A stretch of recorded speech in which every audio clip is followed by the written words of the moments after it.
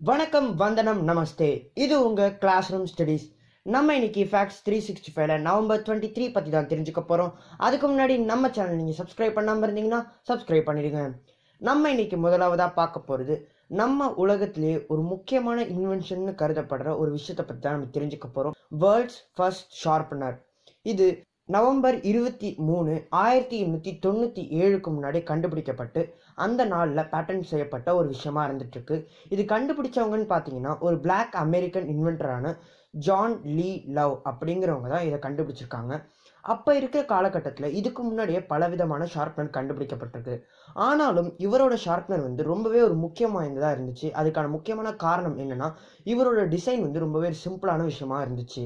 இவரோட டிசைன் படி இந்த ஷார்ப்னருக்கு ஒரு ரொட்டேட்டிங் அவுட்டர் கேஸ் இருந்ததாகவும் அதுக்கு உள்ளார சில இன்டர்னல் கியர்ஸ் மற்றும் பிளேட்ஸ் இருந்ததாகவும் அதன் மூலயமா பென்சிலை ஷார்ப் பண்ணலாம்னு சொல்லிட்டு இவர் டிரைவ் பண்ணாரு. அடுத்ததான் நம்ம பார்க்க போறது எக்ஸ்பிரஸோ டே. டியூரின்ல 1884 ஒரு முக்கியமான கண்டுபிடிப்பு கண்டுபிடிக்கப்பட்டுச்சு. அது என்னன்னா எஸ்பிரஸோ மிஷின். இந்த எஸ்பிரஸோ மிஷினுங்கிறது இப்போ இருக்கிற காலகட்டத்தில் ரொம்பவே ஒரு பாப்புலரான விஷயமா இருந்துட்டு இருக்கு. இந்த எஸ்பிரஸோ மிஷினுங்கிறது எதுக்காக கண்டுபிடிச்சிருக்கலாம், அதாவது ஒரு காஃபி பீன்ல மேக்சிமம் அமௌண்ட் ஆஃப் ஃப்ளேவரை எக்ஸ்ட்ராக்ட் பண்றதுக்காக இந்த எஸ்பிரஸோ மிஷினுங்கிறது கண்டுபிடிக்கப்பட்டுச்சுன்னு சொல்றாங்க. அதை மையமாக வைக்கிறது மூலயமாவும் அந்த எஸ்பிரஸோ மிஷினை ஹானர் பண்ற விதமாகவும் அதை கண்டுபிடிச்சவங்களையும் ஹானர் பண்ற விதமாகவும் தான் இந்த நாள் அமைஞ்சிருக்குன்னே சொல்லலாம்.